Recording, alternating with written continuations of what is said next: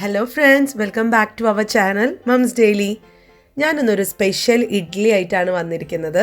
നമ്മളിന്ന് മട്ട റൈസ് കൊണ്ടാണ് ഇഡ്ഡലി ഉണ്ടാക്കുന്നത്. നമുക്ക് എല്ലാവർക്കും അറിയാം, പാലക്കാടൻ മട്ട റൈസാണ് ഏറ്റവും നല്ല അരി.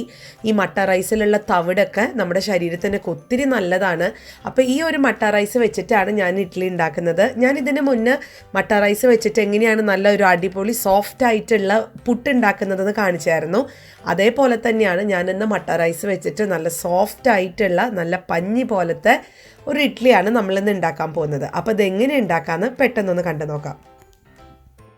അതിനായിട്ട് ഞാനിവിടെ ഈ ഒരു കപ്പ് അളവിൽ 2 ഗ്ലാസ് അല്ലെങ്കിൽ 2 കപ്പിലുള്ള മട്ടരിയാണ് എടുത്തിരിക്കുന്നത് കേട്ടോ. നിങ്ങൾക്ക് 1 കപ്പ് വേണമെന്നുണ്ടെങ്കിൽ അങ്ങനെ എടുക്കാം. 2 കപ്പിൻ്റെ അളവാണ് ഞാനിന്നിവിടെ പറയുന്നത്. അപ്പോൾ ഏത് കപ്പാണോ നിങ്ങൾ എടുക്കുന്നത് ആ കപ്പ് തന്നെ വേണം. അതിൽ തന്നെ വേണം നമ്മൾ ഉഴുന്നും അതുപോലെ ചൊവ്വരി എടുക്കുന്നുണ്ട്, അതും നമ്മൾ അളന്നെടുക്കാനായിട്ട്. ഞാനിവിടെ ഇപ്പോൾ ഒരു 2 ഗ്ലാസോളം 2 കപ്പോളം ഉള്ള മട്ടരി എടുത്തിട്ടുണ്ട്. നമുക്ക് ഈ മട്ടരിക്ക് പകരം എന്ത് റൈസ് വേണമെങ്കിലും യൂസ് ചെയ്യാം കേട്ടോ. പക്ഷേ മട്ട റൈസാണ് ഏറ്റവും നല്ലത്. അതിൻ്റെ നമ്മുടെ ശരീരത്തിന്, പ്രത്യേകിച്ച് ഷുഗർ രോഗികൾക്കൊക്കെ കഴിക്കാൻ പറ്റുന്നതിലുള്ള നല്ല അരി എന്ന് പറയുന്നത് മട്ടരി തന്നെയാണ്.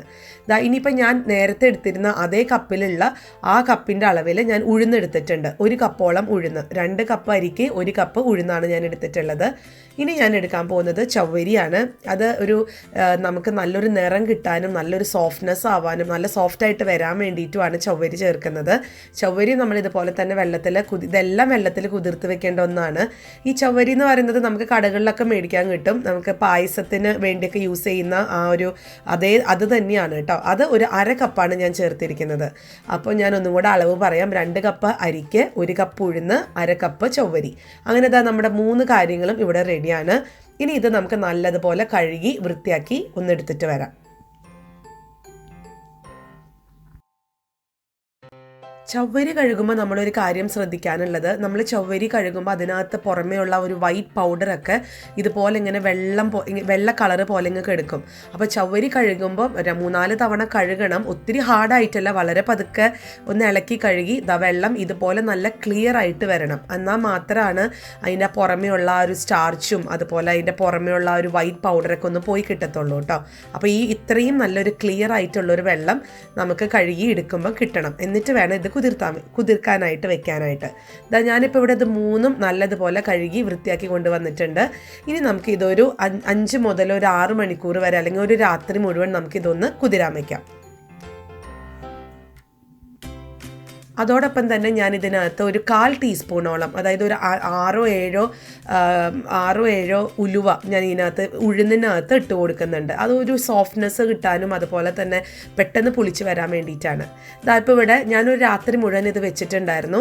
അപ്പോൾ ഇത് നല്ലതുപോലെ കുതിർന്ന് വന്നിട്ടുണ്ട്. അരിയും ഉഴുന്നും ചൊവ്വരിയും ഒക്കെ. ചൊവ്വരിയൊക്കെ ആണെന്നുണ്ടെങ്കിൽ നല്ലതുപോലെ തന്നെ കുതിർന്ന് വീർത്ത്, അതുപോലെ തന്നെ ഞാനൊന്ന് പൊടിച്ച് കാണിച്ചു തരാം. കൈ കൊണ്ട് പ്രസ് ചെയ്യുമ്പോൾ തന്നെ അത് പെട്ടെന്ന് അങ്ങ് പൊടിഞ്ഞു പോകുന്നുണ്ട്. അത്രയും നന്നായിട്ടൊക്കെ കുതിർന്ന് വന്നിട്ടുണ്ട്. ഇനി നമുക്കിതിനി അരച്ചെടുക്കാനാണ് നമ്മളിനി അടുത്തത് ചെയ്യാൻ പോകുന്നത്. അപ്പോൾ അരച്ചെടുക്കാനായിട്ട് ഞാനിവിടെ ആദ്യം ഒരു മിക്സിയുടെ വലിയ ജാറാണ് എടുത്തിട്ടുള്ളത്. അപ്പോൾ ആദ്യം നമുക്ക് ഉഴുന്നും ഉലുവയും കൂടിയിട്ടുള്ള ആ കുതിർന്നത് നമുക്ക് അരച്ചെടുക്കാം. അപ്പോൾ ഞാൻ എപ്പോഴും ബാച്ചായിട്ടാണ് അരച്ചെടുക്കുക. ഒരുമിച്ച് നമ്മൾ അരയ്ക്കുമ്പോൾ ചിലപ്പോൾ അരഞ്ഞെന്ന് വരില്ല. കുറച്ചുണ്ടെങ്കിൽ കുഴപ്പമില്ല, ഒത്തിരി ഉണ്ടെങ്കിൽ അരഞ്ഞു എന്ന് വരില്ല കേട്ടോ. അപ്പോൾ അതുകൊണ്ട് ഞാൻ ആദ്യം ഒരു 3-4 പിടി ഉഴുന്ന് ഞാൻ ഇതിനകത്ത് ഇട്ടിട്ടുണ്ട്. ഇനി അടുത്തത് ഞാനൊരു ടിപ്പാണ് പറയാൻ പോകുന്നത്. ഞാനിവിടെ വെള്ളത്തിന് പകരം ഞാനിവിടെ ഉപയോഗിക്കുന്നത് ഐസ് ക്യൂബ്സ് ആണ്. അതെന്താണെന്ന് വെച്ച് കഴിഞ്ഞാൽ, ഉഴുന്ന് അരയ്ക്കുമ്പോൾ ഉഴുന്ന് മിക്സി ചൂടാവും. ഒത്തിരി നേരം അരയ്ക്കുമ്പോൾ മിക്സി ചൂടാവും. അന്നേരം ഉഴുന്ന് ചൂടായി കഴിയുമ്പോഴത്തേക്കും അത് സോഫ്റ്റായിട്ട് വരത്തില്ല. ഇഡ്ഡലി എപ്പോഴും കല്ലായി വരുന്നു എന്നുള്ളതിൻ്റെ ഒരു മെയിൻ പരാതിയല്ലേ. ആ പരാതി ഇല്ലാതിരിക്കാനാണ് ഞാനിവിടെ ഐസ് ക്യൂബ്സ് ഇട്ടിട്ടുള്ളത്. നമ്മൾ എത്ര വെള്ളമാണ് എടുക്കാൻ ഉദ്ദേശിച്ച് അതിനനുസരിച്ചുള്ള ഐസ് ക്യൂബ്സാണ് ഞാൻ ഇട്ടിട്ടുള്ളത്. അപ്പോൾ അതുകൊണ്ട് ഐസ് ക്യൂബ്സ് ഫ്രിഡ്ജിൽ വെച്ച് ഈ ഉഴുന്ന് അരയ്ക്കുന്ന നേരം നമുക്ക് നമ്മുടെ അടുത്തൊന്ന് ഇത് എടുത്ത് വെക്കാം കേട്ടോ. അപ്പം ഞാൻ ഉഴുന്ന് അരച്ചെടുത്ത് വന്നിട്ടുണ്ട്. ഞാൻ 2 ഐസ് ക്യൂബ്സാണ് നേരത്തെ കാണിച്ചത്. പക്ഷേ ഞാൻ പിന്നീട് ഒരു 2 കൂടെ എനിക്ക് ചേർക്കേണ്ട വന്നു കേട്ടോ, നല്ലതുപോലെ അരഞ്ഞു വരാനായിട്ട്. മിക്സിയിലാണ് ഞാൻ അരച്ചെടുത്തിട്ടുള്ളത്. നല്ല പെർഫെക്റ്റ് ആയിട്ട് നല്ല പത പോലെയാണ് നമ്മുടെ ഉഴുന്ന് വന്നിട്ടുള്ളത്. അപ്പം നമുക്ക് ബാക്കിയുള്ള ഉഴുന്നും ഇതുപോലെ തന്നെ ഐസ് ക്യൂബ്സ് വെച്ചിട്ടാണ് ഞാൻ അരച്ചെടുക്കുന്നത്. അതുപോലെ തന്നെ ഞാൻ ചെയ്യുന്ന വേറൊരു കാര്യമാണ്, ഇങ്ങനെ ഐസ് ക്യൂബ്സ് ഇടുമ്പം നമ്മുടെ മിക്സി ഒരിക്കലും ചൂടാവത്തില്ല കേട്ടോ. അതൊരു ടിപ്പാണ്. നമ്മുടെ ഉഴുന്ന് നല്ല പെർഫെക്റ്റ് ആയിട്ട് വരും. ഉഴുന്ന് ചൂടായിട്ട് നമ്മുടെ ഇഡ്ഡലി കല്ലാവും ചെയ്യില്ല, ഹാർഡാവില്ല. അതുപോലെ തന്നെയാണ് ഞാൻ ഉഴുന്ന് ചിലപ്പം ഞാൻ തലേദിവസം ഫ്രിഡ്ജിനകത്ത് ഞാൻ എടുത്തു വയ്ക്കും. നമ്മൾ വെള്ളം കുതിർക്കാൻ വെച്ചിട്ട് ആ ഒരു രാത്രി മുഴുവൻ ഞാൻ ഫ്രിഡ്ജിനകത്താണ് വെക്കുക. പിറ്റേ ദിവസം അതേ വെള്ളത്തിൽ ഉഴുന്ന് നല്ലതുപോലെ അരച്ചെടുക്കുകയാണ് ചെയ്യുക. അപ്പോഴും എനിക്ക് നല്ലതുപോലെ പെർഫെക്റ്റ് ആയിട്ട് വരാറുണ്ട്. അപ്പോൾ എന്തായാലും ഞാൻ ബാക്കിയുള്ള ഉഴുന്ന് ഇതുപോലെ ഒന്ന് അരച്ചെടുത്ത് വരാണ്. ഒപ്പം ഐസ് ക്യൂബ്സ് ഇട്ടിട്ടാണ് അരയ്ക്കുന്നത്.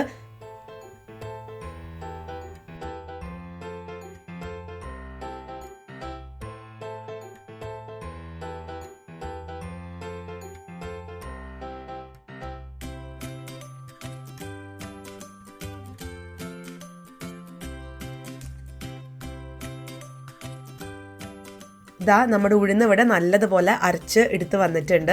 ഇനി നമ്മൾ അരിയാണ് അരച്ചെടുക്കാൻ പോകുന്നത്. അരി അരയ്ക്കുമ്പം 2 പിടി അരിയും അതുപോലെ തന്നെ 2 പിടി ചൊവ്വരിയും അങ്ങനെയാണ് ഞാൻ അരച്ചെടുക്കുന്നത്. അതും ഇതുപോലെ തന്നെ നമുക്കൊന്ന് അരച്ചെടുത്തിട്ട് വരാം. ആവശ്യത്തിനുള്ള വെള്ളം ചേർക്കണം. നമുക്ക് ആ വെള്ളം നമ്മൾ അരി കുതിർക്കാൻ വെച്ചതിൽ തന്നെ നമുക്ക് ആവശ്യത്തിനുള്ള വെള്ളമുണ്ട്. ആ വെള്ളം ചേർത്ത് നമുക്കിതൊന്ന് നല്ലതുപോലെ അരച്ചെടുക്കാം. നമ്മൾ മട്ടരിയാണ് ചേർത്തിരിക്കുന്നത്. അതുകൊണ്ട് നമുക്ക് സാധാരണ പച്ചരി അരയുന്ന പോലെ വളരെ സോഫ്റ്റ് ആയിട്ടൊന്നും അരയത്തില്ല. കുറച്ചൊരു തരി ഉണ്ടാവും. പക്ഷേ എന്നാലും ഇഡ്ഡലി കഴിക്കുമ്പോൾ നമുക്ക് ആ ഒരു തരി ഫീൽ ചെയ്യത്തേയില്ല. കണ്ടോ, ഇപ്പം ഞാനിവിടെ അരച്ച് വന്നിട്ടുണ്ട്. ഇതൊരു ചോറ് പോലെ തന്നെ, ചോറ് അരച്ചെടുക്കുന്ന പോലെ തന്നെ ആ ഒരു കട്ടിയിലൊക്കെ വന്നിട്ടുണ്ട്. ഞാൻ വെള്ളം ഒത്തിരി ഇപ്പം ഞാൻ ചേർത്തിട്ടല്ല അരച്ചിരിക്കുന്നത്. ഞാൻ ഉഴുന്നിൻ്റെ ആ ഒരു പരുവത്തിന് തന്നെയാണ് അരച്ചെടുത്തിട്ടുള്ളത്. ഞാൻ ലാസ്റ്റ് നമ്മളിത് രണ്ടും മിക്സ് ചെയ്ത് ഉഴുന്നും അരിയും നമ്മൾ മിക്സ് ചെയ്യുന്ന സമയത്താണ് ഞാൻ വെള്ളം ചേർക്കുന്നത് കേട്ടോ. അപ്പോൾ അത് നിങ്ങളുടെ ഇഷ്ടം പോലെ ചെയ്യാം. നിങ്ങൾക്ക് ഇപ്പം അരി അരയ്ക്കുമ്പം ആവശ്യത്തിന് അധികം വെള്ളം ചേർത്ത് നിങ്ങൾക്ക് ചെയ്യാം. അതല്ല ഇപ്പം ഇതേപോലെ തന്നെ ഉഴുന്നിൻ്റെ അതേ ഒരു കൺസിസ്റ്റൻസിയിലുള്ള അരി എടുത്തിട്ട് ലാസ്റ്റ് നമുക്ക് വെള്ളം മിക്സ് ചെയ്യാം. അതെങ്ങനെ വേണമെങ്കിലും ചെയ്യാം കേട്ടോ. ഞാനപ്പോൾ ബാക്കിയുള്ള അരിയും കൂടെ ഇതൊന്ന് അരച്ചെടുത്തിട്ട് വരാം.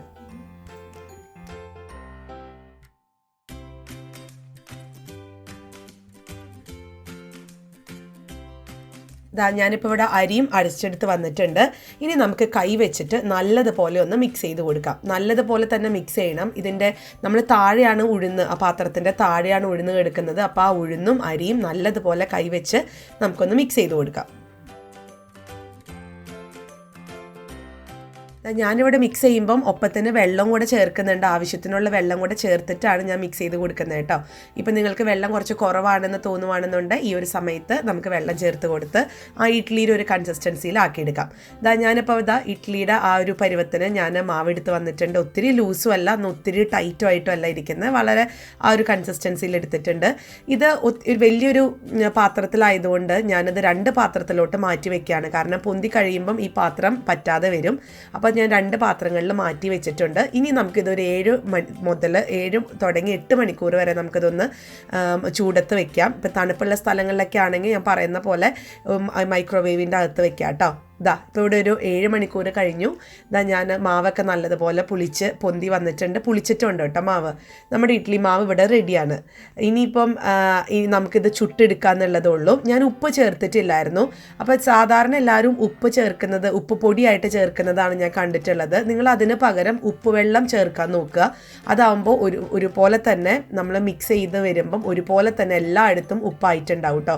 ഞാൻ കണ്ടിട്ടുണ്ട് പല ആൾക്കാരും ഉപ്പ് വെതറി നമ്മൾ ഇളക്കുന്നത്. അതിനേക്കാളും കുറച്ചും കൂടെ നല്ലത് ഉപ്പ് കുറച്ച് വെള്ളത്തിൽ ചേർത്ത് ഉപ്പ് വെള്ളം ചേർത്ത് ഇളക്കുന്നതാണ്.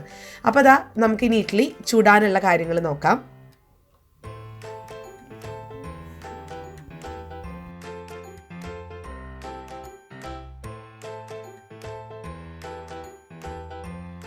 ഞാനിപ്പോൾ ഇതിവിടെ നമ്മുടെ ഇഡ്ഡലി തട്ട് ഒന്ന് ഗ്രീസ് ചെയ്തെടുക്കുകയാണ്. നമ്മൾ ഒരു ബ്രഷിനകത്ത് കുറച്ച് വെളിച്ചെണ്ണ അല്ലെങ്കിൽ എണ്ണയോ എന്താണെങ്കിലും കുഴപ്പമില്ല, നമ്മളൊന്ന് തൂത്ത് കൊടുത്തൊന്ന് ഗ്രീസ് ചെയ്തെടുക്കുകയാണ്. പെട്ടെന്ന് വിട്ട് കിട്ടാൻ വേണ്ടിയിട്ടാണ് കേട്ടോ. എന്നിട്ട് നമുക്കിതിനകത്തോട്ട് ബാറ്റർ ഒന്ന് ഒഴിച്ചു കൊടുക്കാം.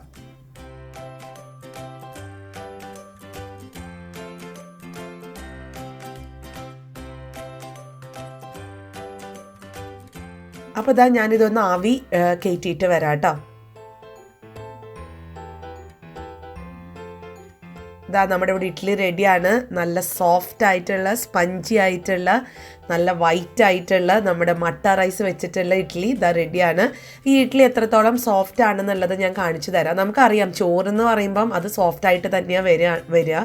അപ്പോൾ ഇത് നല്ല പഞ്ഞി പോലത്തെ ഇഡ്ഡലിയാണ്. ഞാനിത് കണ്ടോ എന്ത് പെട്ടെന്നാണെന്നറിയാമോ, നമ്മളൊന്ന് തൊടുമ്പോഴത്തേക്കും ഇതങ്ങ് വിട്ടു പോരും, അത്രയും സോഫ്റ്റാണ്. അത് നമുക്ക് കുഞ്ഞുങ്ങൾക്കൊക്കെ ആണെങ്കിൽ നമുക്ക് കൂടുതൽ കൊടുക്കാൻ പറ്റും. ചോറൊന്നും കഴിക്കാൻ അധികം ഇഷ്ടമില്ലാത്ത കുഞ്ഞുങ്ങൾക്കൊക്കെ ആണെന്നുണ്ട് ഇതുപോലെ ഇഡ്ഡലി നമുക്ക് ഉണ്ടാക്കി കൊടുക്കാം. അവർ വളരെ സ്വാദോടുകൂടെ എന്നാൽ ചോറ് കഴിക്കുന്ന അതേ എഫക്റ്റിൽ ഇത് ശരീരത്തിലൊക്കെ ചെന്ന് നല്ലതുപോലെ കുഞ്ഞുങ്ങളുടെ ശരീരത്തിൽ പിടിച്ചോളൂ കേട്ടോ. അപ്പോൾ നോക്കിക്കേ, നമ്മുടെ പഞ്ഞി പോലെയുള്ള നമ്മുടെ മട്ട അരി കൊണ്ട് ഉണ്ടാക്കിയ നമ്മുടെ സോഫ്റ്റ് ഇഡ്ഡലി ഇവിടെ റെഡിയാണ്.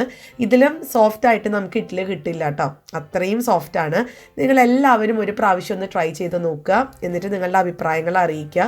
പിന്നെ അളവുകളൊക്കെ എടുക്കുമ്പോൾ എപ്പോഴും അത് കറക്റ്റായിട്ട് ഇരിക്കണം. പിന്നെ ഇഡ്ഡലി ഹാർഡാവുന്നതിൻ്റെ മെയിൻ കാരണമാണ് ഞാൻ പറഞ്ഞത് ഉഴുന്നിൻ്റെ ഉഴുന്ന് ചൂടാവാതെ അരച്ചെടുക്കുക എന്നുള്ളത്. അപ്പോൾ അതിനുള്ള ഒരു സൂത്രവും ഞാൻ പറഞ്ഞിട്ടുണ്ട്. അപ്പോൾ എല്ലാവരും ഇതൊന്ന് ട്രൈ ചെയ്ത് നോക്കുക. എന്നിട്ട് ഇഷ്ടപ്പെടുവാണെന്നുണ്ടെങ്കിൽ നിങ്ങൾ എന്നും ഞാൻ പറയുന്ന പോലെ ലൈക്ക് ചെയ്യാനും ഷെയർ ചെയ്യാനും മറക്കരുത്. ഒപ്പം എൻ്റെ ഈ ചാനലും കൂടെ ഒന്ന് സബ്സ്ക്രൈബ് ചെയ്യണം കേട്ടോ. അപ്പോൾ നമുക്ക് അടുത്തൊരു വീഡിയോ കൂടെ ഉടനെ കാണാം. അൻറ്റിൽ ദെൻ ബൈ.